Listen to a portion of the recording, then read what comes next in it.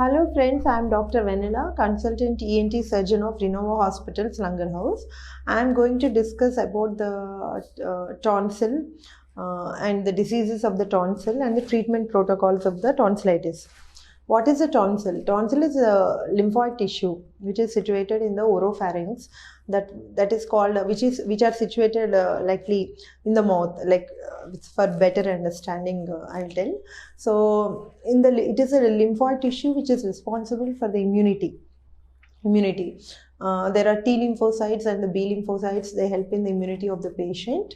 And so why this tonsil gets infected? So there is the etiology behind the infections of the tonsils are dental pathologies, mainly dental diseases like gingivitis. And they can cause infection of the tonsil, or deviated nasal septum with sinusitis with infected secretions can drip onto the pharyngeal wall and the throat, and tonsils get infected.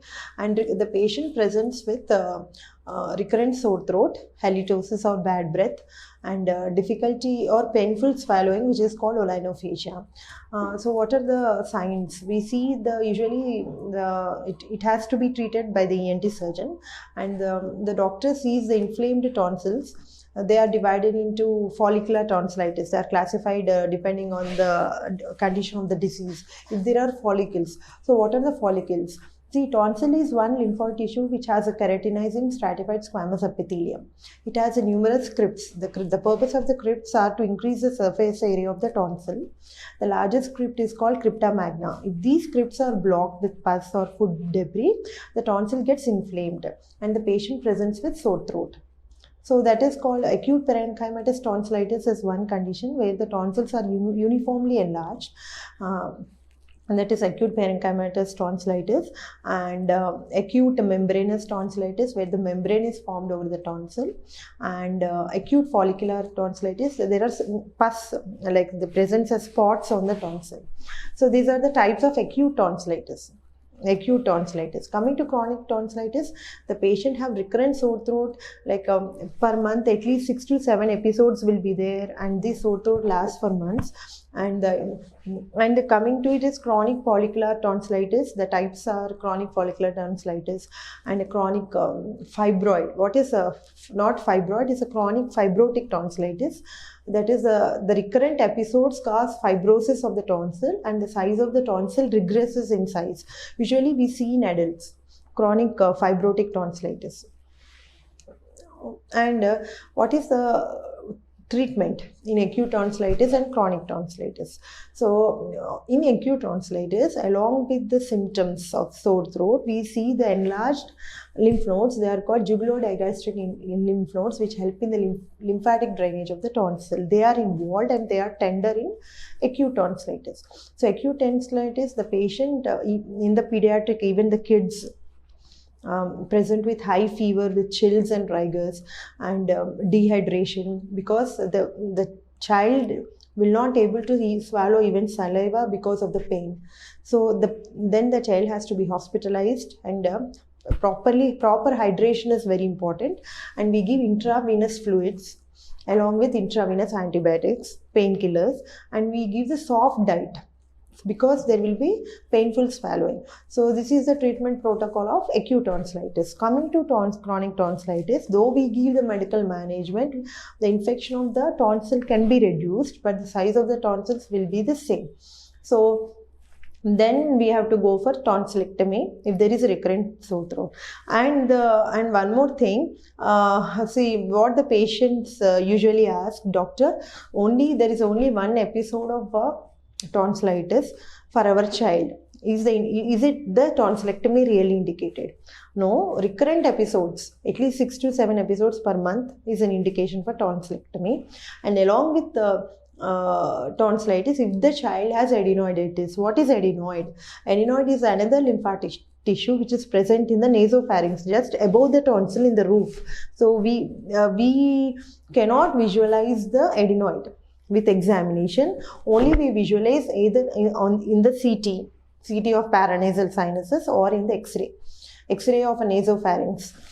So we see the adenoid. So what are the symptoms of adenoiditis? The child will have blocked nose. nose block will be there, on bilateral nasal block, and the child will have recurrent cold. There will be deafness also because of the eustachian tube involvement. Eustachian tube is closed with this adenoid. So if the symptoms are, all these symptoms are present in the child, better we have to remove the adenoid along with tonsil. That is called adenotonsillectomy. So tonsillectomy, because I know the parents usually get anxious if we advise the surgery for the child. So but if it is done properly and with proper preoperative assessment, it is a safe surgery. So what are the preoperative investigations? We usually write blood investigations. So we have to rule out the bleeding disorders. So because a tonsillectomy is one surgery which can cause hemorrhage, which can cause a lot of bleeding. So preoperative evaluation is very important, and there should be no traces of infection at all. So properly the child has to be treated with antibiotics, and then we have to do the tonsillectomy. It can be done within the duration of the surgery usually lasts for half an hour to 45 minutes, and if the bleeding parameters are normal, then we can safely post the child for tonsillectomy. What is the indication of adenoidectomy? If the child has mouth breathing, snoring, if the child has adenoid facies, means prolonged dull facial appearance because of the chronic nasal obstruction because of the adenoid, and they have the malocclusion of the teeth and teeth the teeth abnormalities because of the continuous mouth breathing. So then we do the adenotonsillectomy. Some these days we are doing before, like with the ideal method, that is called dissection and snare method, with properly indicated designed instruments. But these days latest instruments like microdebrider assisted adenoidectomy, we are doing coblator assisted tonsillectomy. These two instruments, coblator is one golden instrument. There we can reduce the pain, post-operative pain, and amount of bleeding will be very less, and then we can discharge the patient in a single day. Even for the ideal surgery we can discharge, but this coblator is a one golden instrument, and microdebrider assisted adenoidectomy we do under visualization. It is not a blind method. So these are the modern methods like coblator assisted tonsillectomy, microdebrider assisted adenoidectomy, and endoscopic adenoidectomy we are doing in our hospitals.